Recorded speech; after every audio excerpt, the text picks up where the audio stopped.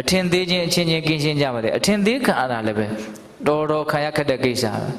ဟုတ်တယ်မဟုတ်လားတယောက်ကကိုယ်ကိုထင်ထင်ရှားရှားတာအထင်သေးပြလိုက်တသက်လုံးမမေ့ဘူးအဲ့ဒီကိစ္စဟုတ်တယ်မဟုတ်လားဒီချစဉ်းစားကိုကတော့ပုံတော်ကြော်လေးလှုပ်လိုက်တာကိုယ့်ရဲ့မထင်မဲ့မြင်ပြုတ်လိုက်တဲ့အထင်သေးတဲ့အမူအရာကိုကတော့မေ့ရင်မေ့သွားမှာပေါ့ခါတဲ့လူကဘယ်တော့မှမမေ့ဘူးပြောရင်တာပါတော့အလွန်နာတယ်ပေါ့နော်အလွန်ဆင်းရဲတယ်ပေါ့ဒါကိုပြောရင်တာနာပရောပရဏိကုတ်ပေထနာတိမေယထကရစီနာဂိဉ္စီဗျာရောတနာပဋိကတင်ညာနေညမင်ညတဒုက္ခမိတ်စေရတဲ့နော်ပရောတဘာသောသူသည်ပရံတဘာသောသူတယောက်ကိုနာနိကုတ်ပေထနော်မလှက်ပတ်မကောက်ချစ်ပါစေနဲ့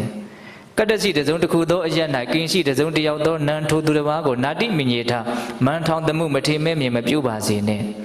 ဗျာရောတနာယကိုနှုတ်တို့ဖြင့်စောကားထီပါနှိမ့်ဆက်ခြင်းဖြင့်၎င်းပဋိကတင်ညာယဒေါသစိတ်ဖြင့်၎င်းအညမညတအချင်းချင်းဒုက္ခဆင်းရဲခြင်းကိုနာအိစေရအလိုမရှိကြပါစေနဲ့တဲ့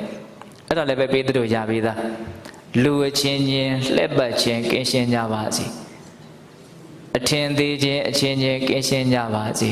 ဆင်းရဲလိုခြင်းအချင်းချင်းကင်းရှင်းကြပါစေတဲ့အဲ့ဒါကအဲ့ဒီဂါထာလေးကိုကြည့်ပြီးတော့ရေးထားတာဟုတ်လားဒါကြောင့်ကိုရွတ်နေတဲ့စကားလုံးလေးတွေရဲ့အဓိပ္ပာယ်ကမတွဲမိလို့ဖြစ်လွဲနေတာဟုတ်လားဒီဂါထာလေးကိုရွတ်လိုက်ရင်အဓိပ္ပာယ်ကိုပေးသူတို့နားလည်ပြီးသားနော်လူချင်းချင်းလက်ပတ်ချင်းကောက်ကျစ်ချင်းမရှိကြပါစေနဲ့လက်ပတ်တဲ့လူကောက်ကျစ်တဲ့လူလည်းမချမ်းသာတယ်လို့ခံရတဲ့လူလည်းမသက်သာအောင်မေတ္တာထားတယ်ဆိုတာတဲ့ကောင်းပါစေချမ်းသာပါစေလို့ကြီးနဲ့မပြည့်စုံဘူးတဲ့မကောင်းတာတွေမဖြစ်ပါစေနဲ့လို့လည်းပဲပါရအောင်မေပေါ့အခုကအဲ့ဒါကိုပြောတာနော်ချမ်းသာပါစေဆိုရုံများနဲ့မရသေးဘူးဘေးရန်တွေလည်းကင်းကြပါစေမကောင်းတာတွေဘာမှမဖြစ်ပါစေနဲ့အဲ့လိုမကောင်းတာတွေမဖြစ်ပါစေနဲ့ဆိုတဲ့နေရာမှာလူတွေဆင်းရဲကြတာများသောအားဖြင့်လူချင်းချင်းကြောင့်ဆင်းရဲကြတာများတယ်အဲ့ဒါကြောင့်ဒါလေးထည့်ထားတာလို့အစဉ်စိတ်ထဲမှာခံစားရတယ်နော်တက်မဲ့တွေကလူတွေကိုမလှည့်ပတ်ပါဘူးတက်မဲ့တွေကလူတွေကိုအထင်သေးတာမရှိပါဘူးဆင်းရဲစေတဲ့ညစိတ်လည်းမရှိပါဘူးအိဋ္ဌာန်တွေကလည်းအဲ့လိုသိပ်မရှိပါဘူးတကယ်တမ်းဘယ်သူကဘယ်သူနှိမ့်ဆက်နေကြမှာဆိုတော့လူတွေကပဲလူတွေကိုနှိမ့်ဆက်ကြတာဆင်းရဲစေကြတာဒါကြောင့်မလို့လူချင်းချင်းလှက်ပတ်ချင်းကင်းရှင်းကြပါစေဒါလည်းမေတ္တာတရားတစ်မျိုးပဲနော်အထင်သေးခြင်းအချင်းချင်းကင်းရှင်းကြပါလေအထင်သေးခံရတာလည်းပဲတော်ခံရခက်တဲ့ကိစ္စ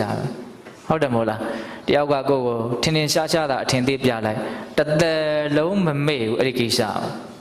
ဟုတ်တယ်မဟုတ်လားဒီချစဉ်းစားကိုကတော့ပုံတော်ကြော်လေးလှုပ်လိုက်တာကိုယ့်ရဲ့မထင်မဲ့မြင်ပြုတ်လိုက်တဲ့အထင်သေးတဲ့အမူအရာကိုကတော့မေ့ရင်မေ့သွားမှာပေါ့ခါတဲ့လူကဘယ်တော့မှမမေ့ဘူးပြောရင်တာပါတော့အလွန်နာတယ်ပေါ့နော်အလွန်ဆင်းရဲတယ်ပေါ့ဒါကိုပြောရင်တာဒါကြောင့်အထင်သေးကြတဲ့ကိစ္စလောကကြီးကိုအများကြီးဆင်းရဲစေတယ်အကျိုးတွေလည်းအများကြီးမဲ့နေတယ်အထင်သေးခံတဲ့လူကညံနေမယ်ဆိုရင်တစ်ချိန်မှအများ